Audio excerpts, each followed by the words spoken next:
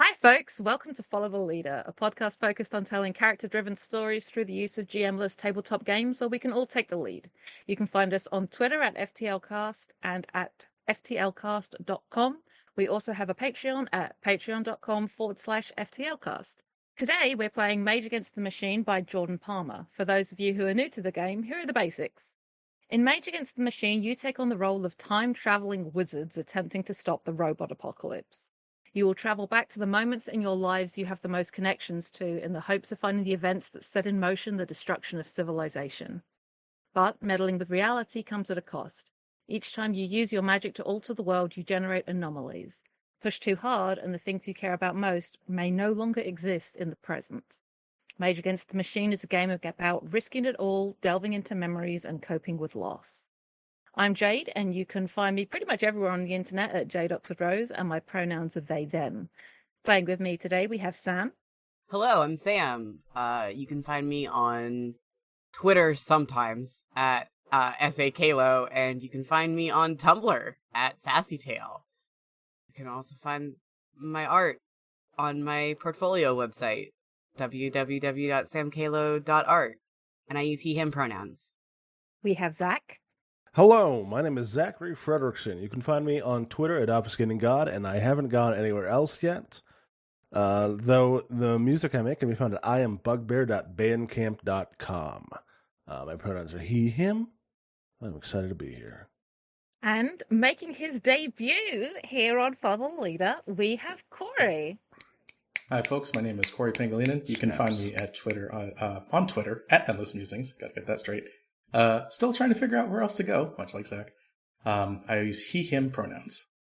Our lines, which are things we absolutely do not want to see, are homophobia and transphobia, racism, sexism, anti-Semitism, violence against children and animals, sexual assault, domestic violence or intimate partner violence, unwanted pregnancy, plagues, and pandemics. Our veils, which are things we're fine with addressing but will just fade to black on, are steamy situations, graphic descriptions of bodily harm, and terminal illness. Now that we've got all that out of the way, let's get started. Yes. I'm wiggling my fingers and accepting. Use it. Hell yeah.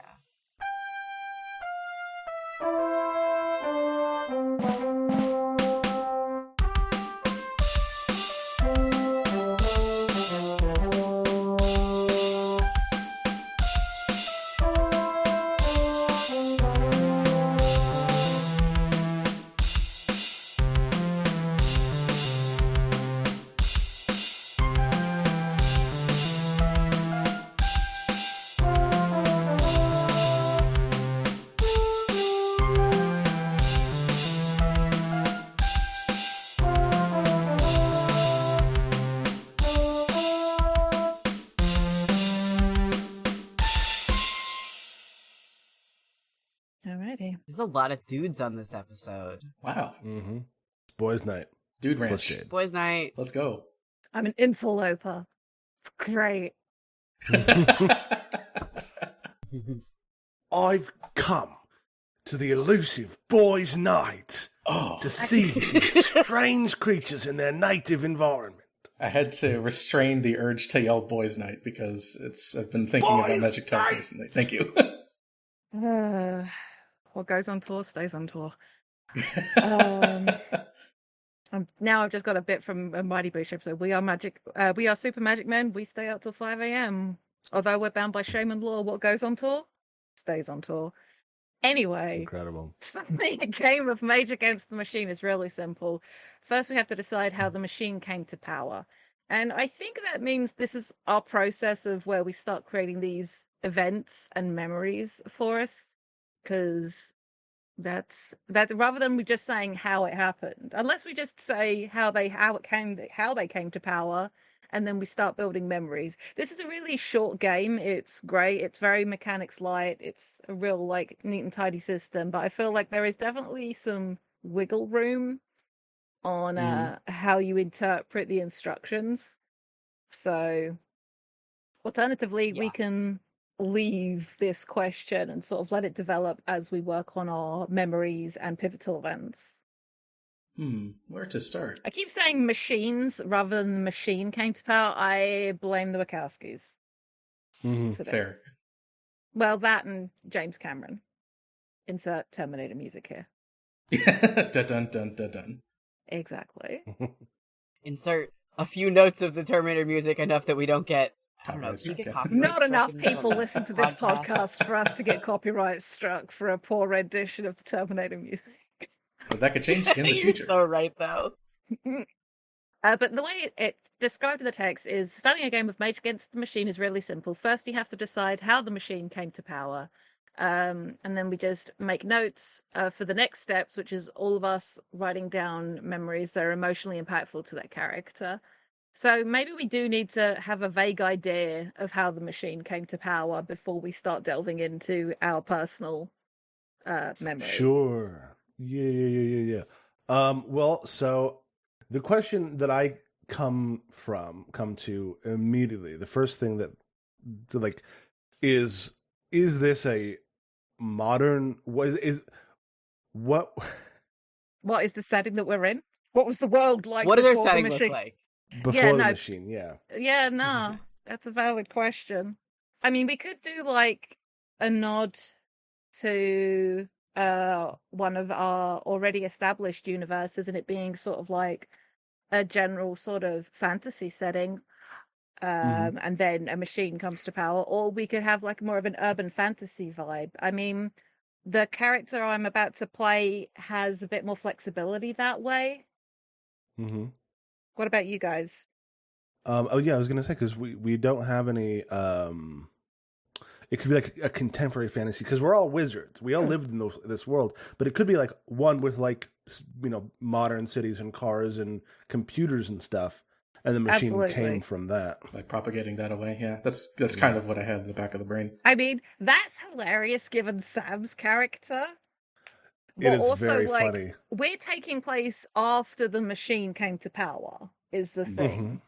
So I kind of like, if you're happy, Kassan, because you're the one whose character is maybe leaning the most on paper, at least more traditional fantasy wizard. I think it would be extremely funny to have my Okay. character the way that he is be living in like a modern like a urban Yeah. fantasy type Like, setting. He he was lives in still the born. woods. Yeah, I love this for him. Okay, so we're thinking like it was literally a You're in like Santa Fe, like 2 hours out of Santa Fe in the desert in a tower. Yeah, Right. absolutely. So yeah, so we're talking about an urban fantasy world where the machine is some kind of maybe a combination of magic and technology, we don't know, but a machine came to power. Mm-hmm. Sick. Yeah, hell yeah. Hell yeah. Okay. All right. So next, what we're going to Oh, be and doing, it was a corporation, obviously. obviously, It's a corporation. No. the bad Yeah, guy is man-made. capitalism. We did it to Oh, ourselves. That guy's always capitalism. We are It always Brennan Lee stems back there. Mulligan stands first, and the Rob like 8 plays second. Listen, I was doing it before I knew him. Uh-huh. I was also No, we were all anti-capitalism before. It's just how we know that Brennan Lee Mulligan is a comrade. Yeah, it turns out it's just a general vibe. You kind of pick up on it, and then you arrive where Turns you out need it's to. our generation, actually. Who knew? But right, so the next step, we might as well sort of vaguely introduce our wizards. This isn't strictly called for in the text, but I know I find it helpful to have an idea of like at least names and like vibes in terms of like look and everything.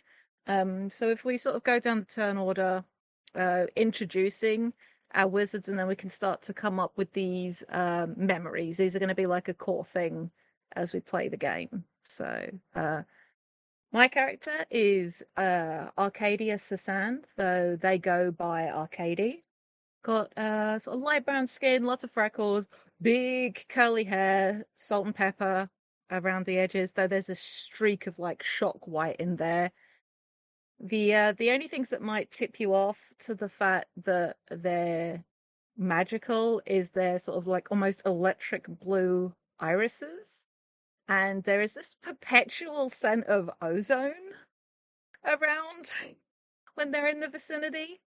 bit of a sort of academic. The way I pitched this to the guys before we started was in D&D terms, Arcady would be a sorcerer, but does the reading, does the homework, can go toe to toe with the book learned types of wizards, and makes a point to do so. But that's them. Nice. Sam, who's your wizard? I'm playing Belastra the Wise, and he is a crotchety old man who is sometimes a coyote, and he lives in a tower. He's a little homeless looking. He wears like very wrinkled, stained robes. He's got like crazy white hair, but like mostly bald. But like, I would say like a much more rumpled version of like Albert Einstein kind of vibes, where just like he looks like he is burdened with knowledge. Important question about this tower. Is it like a brick and mortar tower, or is this like a commandeered like water tower or grain silo kind of vibe? I do love that. You know, I hadn't put any thought into it until you asked that question, but I want to say that he lives in a water tower. Hell yeah. Just kind of dug into the chamber. Hell yeah. Beautiful. Yeah, he just kind of broke in.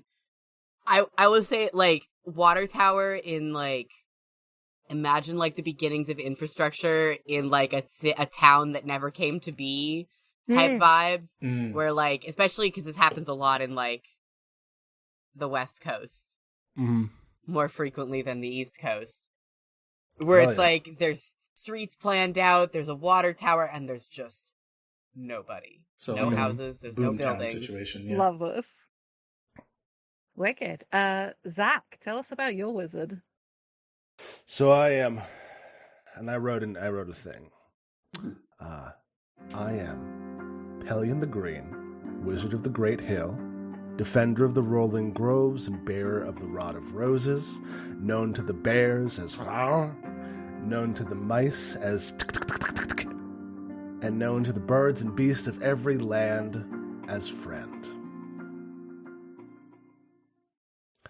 I am a druidish, kind of hippie dude. I got some good old Birkenstocks. I got a long beard that is festooned with flowers. I do wear a work smock, and I always got like a little spritzing bottle on my belt, and some clippers and a trowel, because you know it's all about the growth. It's all about the green. Life's a project, man. And Corey, tell us about your wizard. I think the discussion that we had slightly before starting, so I've got Delta Capello. I'll start with his looks, and then I'll go on to the vibe. So he's got stark black hair, slicked back, pomade situation, light blue eyes, very pale, and similarly pale skin. He's got a sharply tailored white suit. It's wrapped in an open, unbelted black robe that just sort of extends down a little past the knees. And he's also got a belt on, which is inset with colored gems that glint and reflect light. I should note that after thinking about this a little more, he's also eternally tired, and he is definitely, like, just getting over the hill of middle age. So, for what he's like, Vegas Magician was the strongest description, so I'm going to stick with that. Like a traveling sort, definitely has a show to put on. Very much flourishing movements, sleight of hand kind of guy. Always looking out for that grift, the next way to stay alive. Definitely not the most honest person on the face, but you know, when it comes to it, he can put up his fists. Also, so as everyone else mentioned, clothes. Arcady's vibe is sort of very it's sort of like a modern twist on like sort of your classical sort of like Middle Eastern Persian sort of fashions, like loose flowing clothes that are still very practical. Likes jewel tones, but you know, but I also just the visual of being in cold, but just like really solid, heavy duty parka with like a big fluffy hood, just for the vibes, because that's how I picture them. So now you know who our wizards are, and we know who our wizards are. What we're going to be doing is creating 2 memories each that are emotionally impactful to our characters. First, you choose a person, a place, or an event you have a deep and emotional connection to. It can be anything. And then you would choose an emotion that best represents your feelings about it, be they joy, gratitude, hope, pride, or love. And then there'd be 2 questions that we can expand on to you answer why is the memory so important to you, and how does this memory affect the way that you live in the present. So the first memory I think I'm going to have for Arcady is when they left home. A very controlling mother, and they sort of took everything they could that they thought was rightfully theirs and just fucking ran away in the middle of the night one year and never looked back. Mother was also a powerful magic user, and Arcady did not care for the way things were being done, and had very different ideas about magic and what it could be used for. And this is something they definitely look back on with a sense of pride for, like, having the bravery to step away out from their mother's control. So that's the first one for me. I'll answer the questions about it later. Very fair. Very fair. I would say for Balastra's first memory is the birth of his granddaughter, who is going to be a very powerful wizard in the future. By in the future, I mean has become a powerful wizard in the present. But the day that she was born, looking into this child's eyes and seeing, the work to be done. I'll also answer the other questions. Yeah. Always time to think. What you got, Zach? Okay, so these are just memories. Just memories. They don't necessarily have to be related to the apocalypse. This is just my No, character's absolutely history. not. These are a thing that you can draw strength from as a person. Cool. Yeah, then in that case, the first one, kind of achronologically, is like a later one, which is Pelion in a place that has been like decimated by the machines, like stripped of nutrients to feed the material needs of the machine. Just this blasted landscape, and like 2 weeks spent retilling the earth and refreshing it, and seeding it with like alchemical nutrients that he had brewed, and the first saplings that started to grow. And that was like, rebuilding is possible as long as the destruction stops. Okay. I think for Delta, one of his first memories is, or one of the first memories here at least, is sort of like, Americana, like all of the roadside destinations you could end up at one. Sort of just a greasy spoon kind of diner. Nowhere important to most people, but sort of the first place that he stopped by when he started traveling on the road and setting out for the world. Like, odd hours of night, basically no one there. Just him and maybe waitstaff and a short order cook at most. And sort of the privacy of the moment and the intimacy of being the only one there, getting a meal with people who just don't know you from Adam, and kind of enjoying the solace of it and just the heartiness too of these two folks just out in the middle that are putting this operation together. I think that gives them a sense of that no matter where someone can be and no matter where someone ends up, they are able to make root somewhere. Alrighty. Memory 2 for Arcady, I'm going to say, is a person. And, specifically, they never got married, There was never sort of the time or the inclination, but their partner. If Zach doesn't object, I am just going to steal his character from Fall of Magic and just have that Sure. this week. I got the nod. After It's us. happening. We'll put it in maybe Arthur in this timeline or this universe, and perhaps unsurprisingly, the emotional core there is love. So Oh god, it's my turn now, huh? it is. Sorry, Fuck. I'm the bearer of bad news. Sam, it's your turn.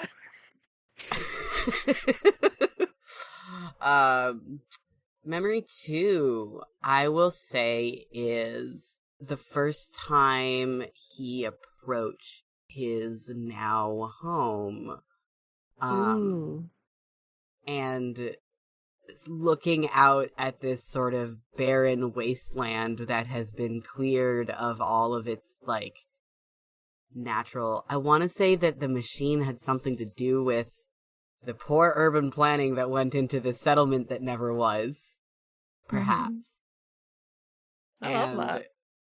Looking at the at this just sort of like town that never was and thinking, I can make a home here. This could be my place. Love it. So what's the emotional core of that, do you think? I would say that the emotional core of this is hope. Nice. All right, Zach, what we got? For Pelion, another big one was, plants are great. Love plants. Plants don't talk a lot. So when you're out there on the range or in the forests or in the swamps or wherever it is that you're like doing your research, it's a lot of work in silence. And so I thought, oh, well, I'll know what I'll do. I'll make a familiar. And he'd never done it before, but it was, how hard could it be? He read a book about it. And I think he used all the stuff he knew, crystal brain, emerald tongue, a little drop of wizard blood, some ruby dust, and this little white raven chick comes hopping out of the cauldron, and like shakes its little head and like goes, meow. And it's like you get this look at Pelion of like tilt shifting the different, changing the focal lens is like just his whole fucking mind is blown of like, this is the greatest thing that I've ever made.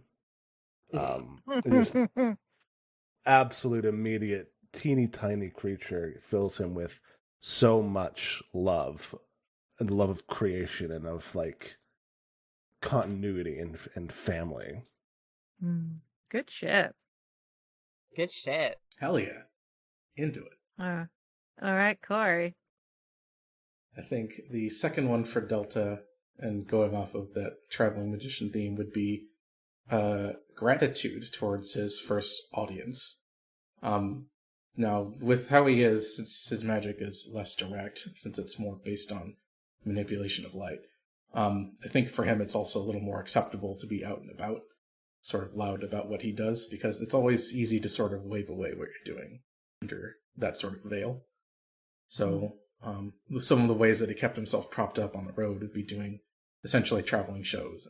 It started off with like the kind of like gymnasiums and like community center kind of situation. So I think probably like small town, like hired for just a basic party in some community center. And that was the first time that he really got to put on his act. And this was a slower, less experienced Delta. Someone who's still trying to figure out the snap, the ropes behind it.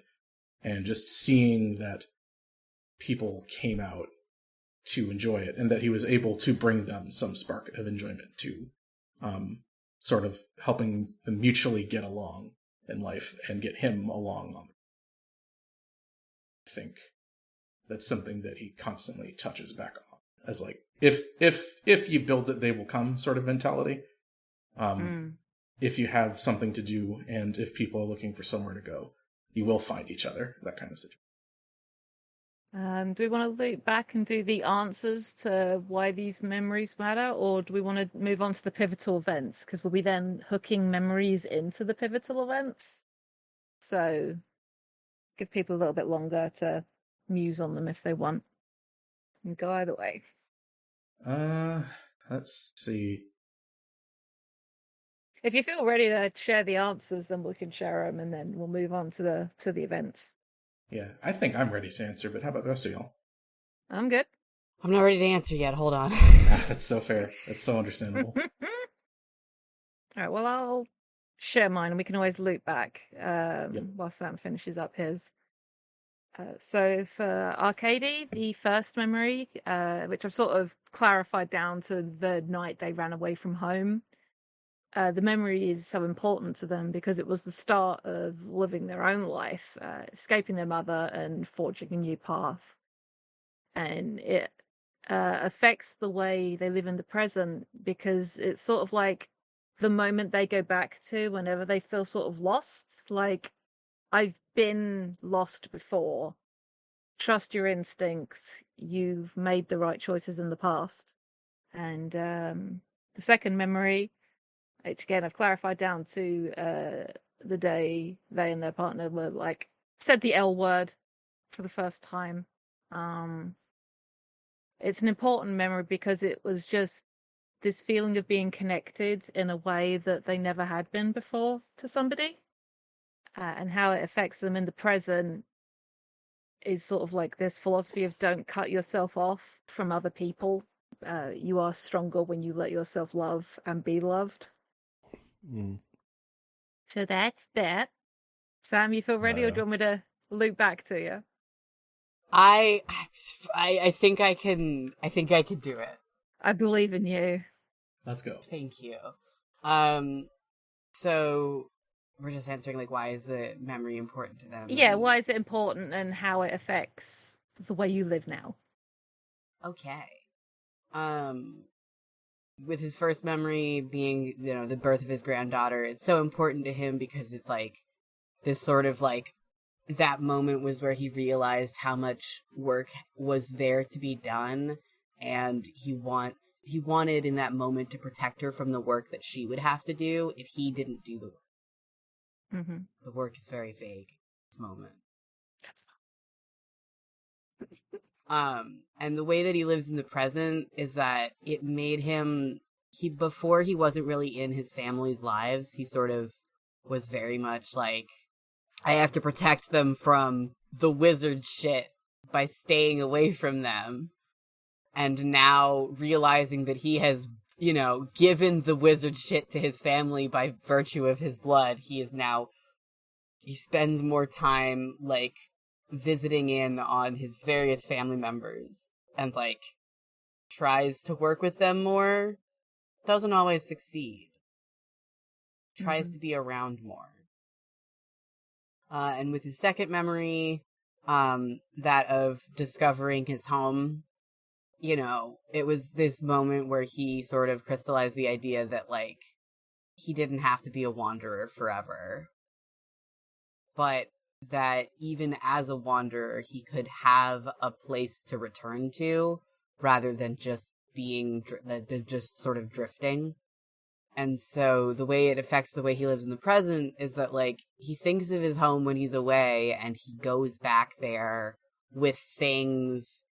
It's kind of his, like, little dragon's hoard of, like, the magical artifacts and the stuff that he finds travels. nice. All right, Zach.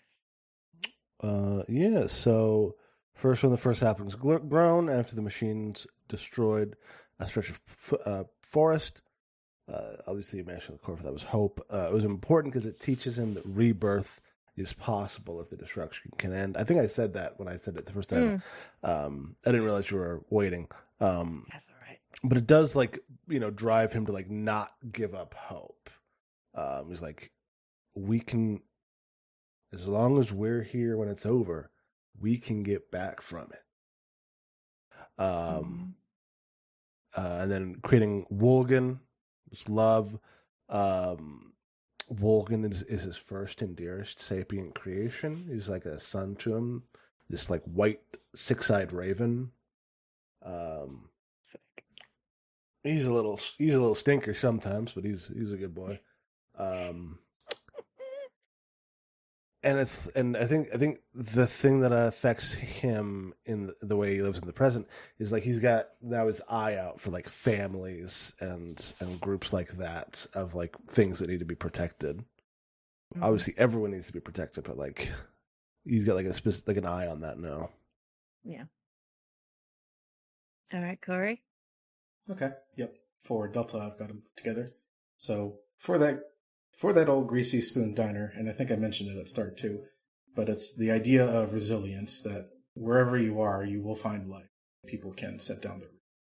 So for him, as a result of that, like he doesn't really take for granted that he'll end up somewhere, and that everything can be a gift. For the second one, and we'll get back to the first one. But for the second one, it's regarding the show. For him, it was sort of him really starting to get comfortable with his magic and with showing that to others, how to show that to others, how to present it in a fun way, to see the joy that it could bring to them.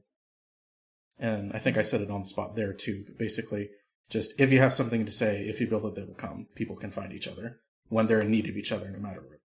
So he always lives knowing that as long as he lives like that himself, he will probably find others, kindred. Mm-hmm.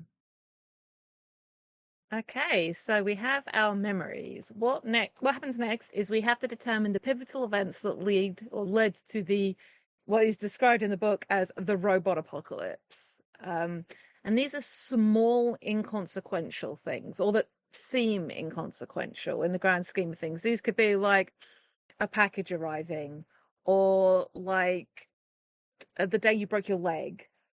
Small things. But they are taking place after humanity has started messing around with like AI. Topical. But before it's affected every computer on the planet. Each of us are going to create a starting event, an event where we know something odd happened, but don't know why it's important in the grand scheme of things. And then you need to create an ending event, which is an event where you know the end results of what happened, but not what led up to that moment. So we'll come up with these first, and then we'll attach each of our memories to one of them.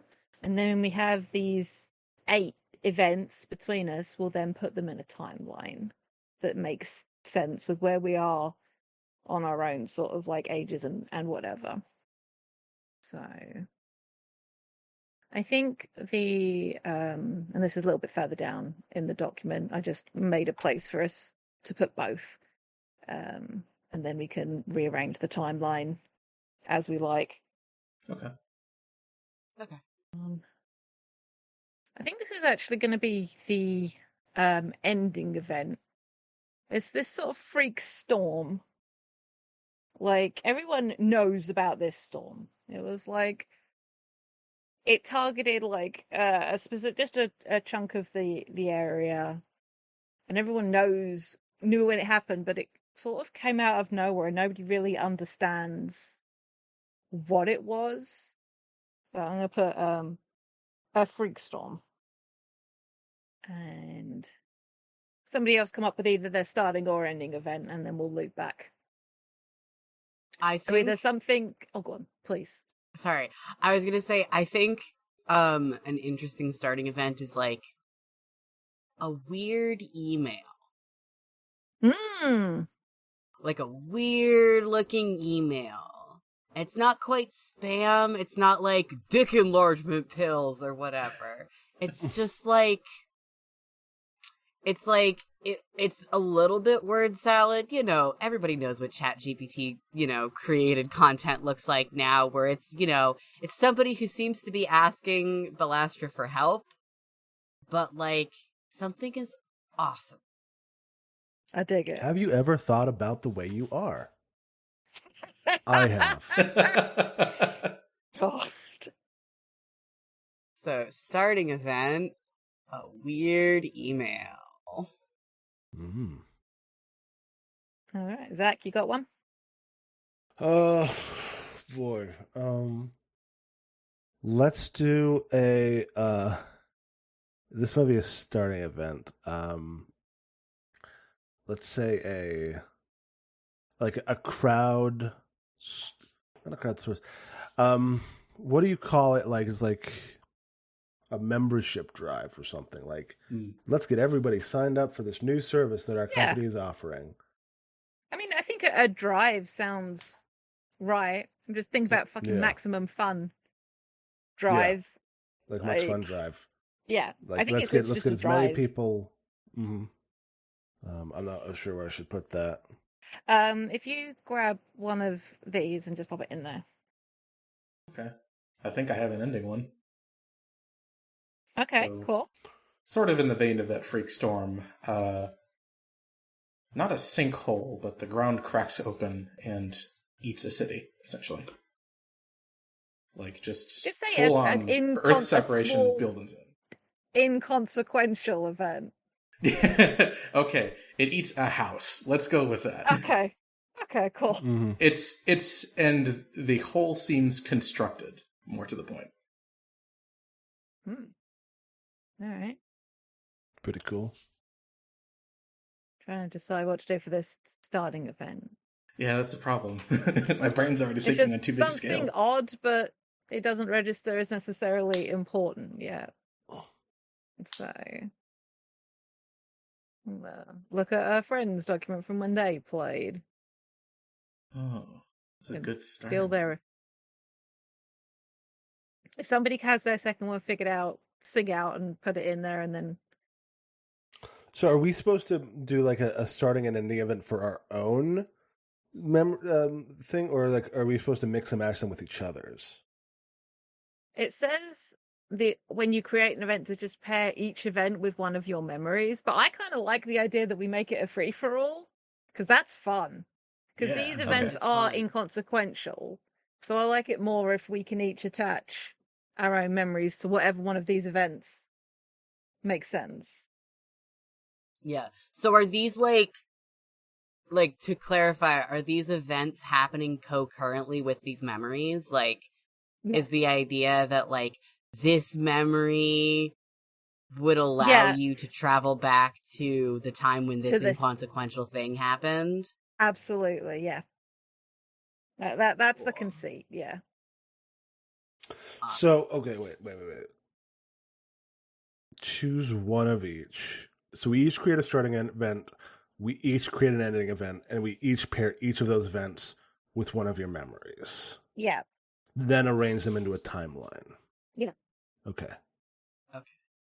All right. For this, I'm going to do a starting event of a family wedding. Something where I don't have to say what the odd thing is that happened. It's just a family wedding. Bless. I got a starting one. Okay. So What you got? it's like y'all the new Coke thing, right? When that came out and it caused a big stir for flavor. Like I'm gonna say like ketchup, right? Just ketchup. Suddenly starts tasting differently. Gross. Okay. Ketchup. As inconsequential a thing as you could It absolutely is. You're leaning in. We guess ending.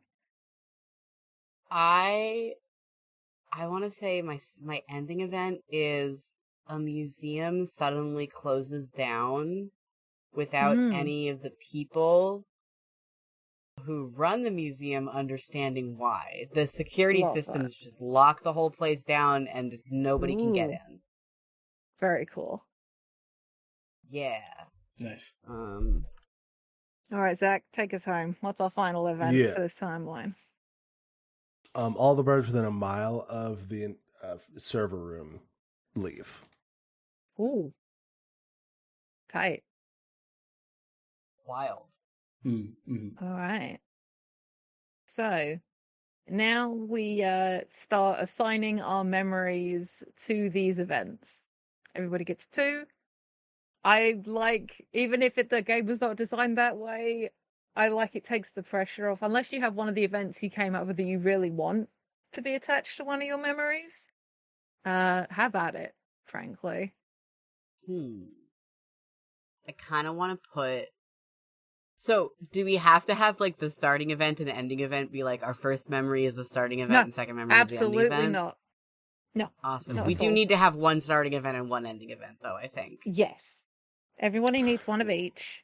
And were you saying just now that we should pick amongst each other's as well? I think that's interesting and fun, frankly, as long as you have a starting event and an ending event. But if you came up with one that particularly vibes, take it. Sing out and say, I would really like that one. Yeah, I do think that the planting the new saplings in the wake of the freak storm makes sense. Hell yeah, have at it. Yeah. Nice. I'm going to take the weird email and put that in with how far in the future do we want to say that the apocalypse, like, are we saying like 2 seconds in the future where it's like, if the apocalypse happened now to us all, as though the apocalypse hasn't been happening consistently since 2020? Yeah, I mean, we were living in a contemporary fantasy world, and then the robot apocalypse happened. So it's in living memory. So I would presume they would be like, basically super in your field. Yeah. Yeah. Cool. I'm gonna nab family wedding for my second memory. It's not their wedding, to be clear, because I just like how people are emotional at weddings. I kind of want to tie the house getting eaten to the memory of Bellastra's tower. I also was gonna do that. Yeah, hell yeah. I was like, oh, the house getting eaten, maybe that was Bellastra's old home before they moved on to the fucking water tower. Hell yeah. So, ending event, house got eaten. Sometimes the world just needs a little snack. Yeah, sometimes the world just goes... All right, so I've got a starting event. I need an ending event. What ending events do we have left? The server room or the museum? I think I might grab the all the birds one, if nobody objects. Yeah. Jam with that. All right. So you're picking you're grabbing the birds. Okay. Yeah. I like that one more just because I can see how ways to possibly interact with it. That's fair. I think that leaves me with the museum locking its doors, which I'll tie to the diner now. That makes sense. Like a bunch of people from the diner just who turn up at the diner are like employees. Like that's... I can see how that one. Can't work no more. Yep. Museum broke. Suddenly a full night. Okay. So now we need to put these events on a timeline. We know the vibe we have is that Pelion is the oldest. Not so Pelion. Bellastra is the oldest. But that doesn't necessarily have to like look anything too far in. I might argue that Arcady leaving home is one of the first event, or I should say the birds flying away from the server is one of the early events. Right. How old do you think I can make Bellastra realistically? He's a wizard. He's a wizard. Cool, because I really wanted to make him like 400 years old, but was like, does that really fit this game right now? I want to say that like, but email hasn't existed for very long. That meant that you were around in the fucking American Revolution. Yeah, literally. Okay, well in which case, one of your memories might be sooner then if you want to do the finding your tower sooner. That works. Yeah. That I works want to for say me. that the tower happened, like the finding the tower thing. House gets eaten by the earth. So this Okay, I'll is put that first. Go for it. yeah, yeah. So the first thing that happens is the house gets ate, even by. Like, Sam, just copy the fucking text from above. We've all got to refer Absolutely to the not. timeline. Absolutely not. I refuse. I think it makes sense that the Freak Storm be the last or the most recent Yeah. thing, for sure. Crazy that a house getting eaten is the first thing. Sinkholes happen, man. Yeah, to say maybe someone thinks it's a sinkhole, you know. But yes, I agree. That is a buck wild starting event. But also, if it happened, like, 80 years ago at a time when a lot of building was being done, like, yeah, shit happens when you're like, oh, these cowboy builders. Yep, Yep. but not in the slightest bat an eye. I like this idea now because this makes the water tower that Bellaster lives in probably like made out of wood, Mhm. like a mining town that never happened. Yeah, that's definitely what I was thinking. Just like this Okay. Nowheresville. Pitch. What if the third event in this timeline is ketchup tastes different? Yeah, please. I'm curious to see how we can figure this one out. I mean, to be clear, you're going to be I the can't- one figuring it out because it's going to be True. it's your thing tied to it. I've definitely set my own trap. I can't wait to discover how the robot apocalypse caused ketchup to taste weird. My guy, you fell into your own trap. A cat. I can't believe I triggered a cat. Hello. It's Zim. I triggered my own trap card. Dang. I didn't job. read carefully enough. All right. This cat is now our podcast co-host because he's Yeah. sitting in the chair. Podcats. Podcast. I thought he would he would jump off of the chair so I could sit back down. He's now rubbing himself on the The chair. cat has replaced Zach. Oh, Ugh. What do we think for the next event? The membership drive, maybe, or no. the weird I think the email? membership Yeah. drive. I would say the membership drive, and then the weird email goes out to the people who were in the drive. Love it. That's fun. Yeah. Hell Okay, yeah. okay. All right. I think that we can put the birds. No, that's fair. It's already up in second. So birds are there. Mm-hmm. Ketchup, membership drive, weird email. Oh, wedding. Wedding, yeah. Wedding. Mm-hmm. I can't wait to see how this ketchup thing pans out. My God, I've really done it, huh? I mean, Starting Corey, out strong. One of the things that this Corey's game says.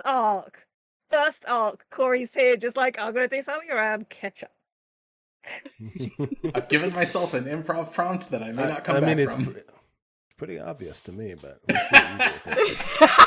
I mean, I have some ideas. That's yeah. great, because that means the museum locking everybody out is like our second to last event, which feels really good. Yeah, that does feel good. All right.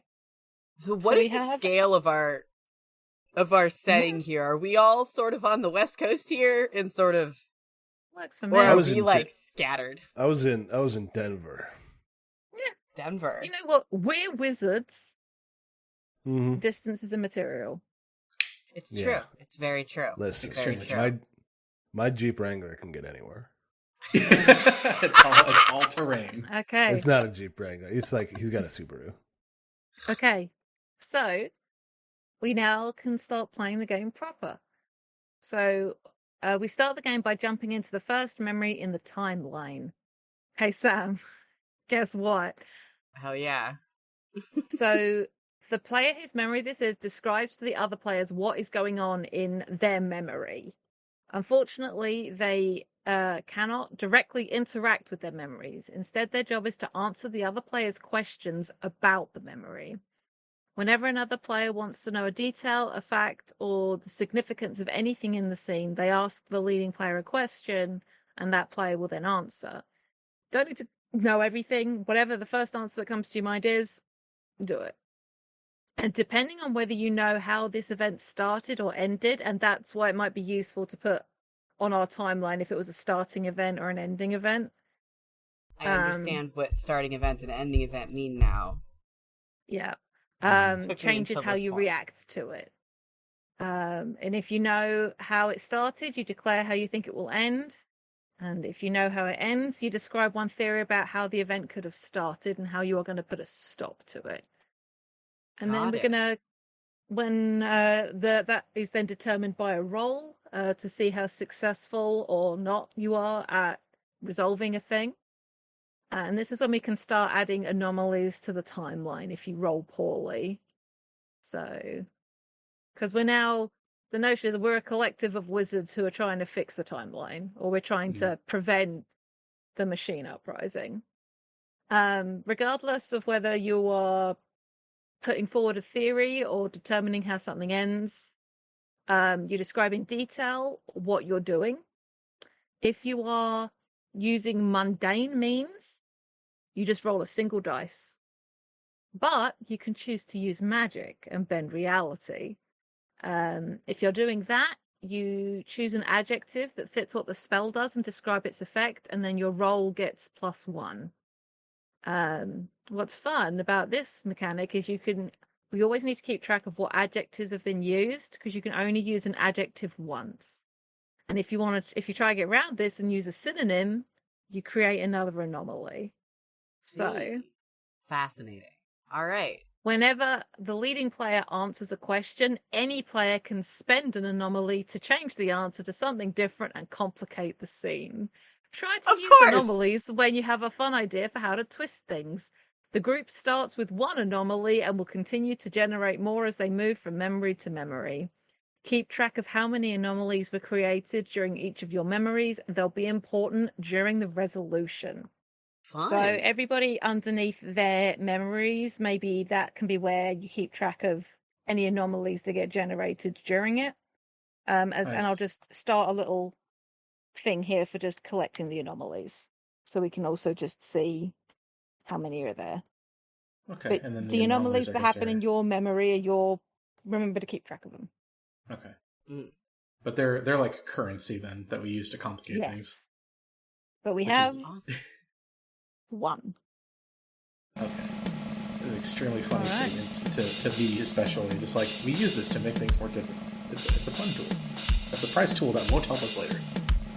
So this first memory and the event it's tied to is Balastra. So here we go.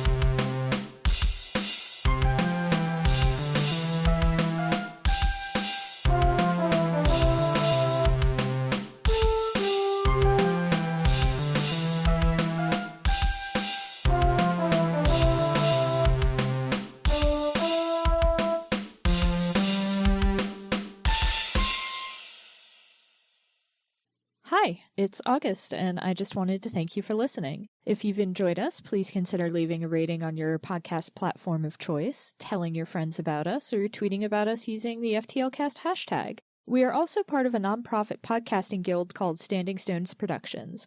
We do a variety of shows, including The Room Where It Happened and Dumb Kids Playing Hero, 2 actual play shows, and a Steven Universe discussion podcast called Gay Space Rocks. We also do live streams at twitch.tv/StandingStonesProd. You can keep up with everything that we do on Twitter at Stones_Standing. Unfortunately, Standing Stones was already taken. Your support means a lot. Thanks again!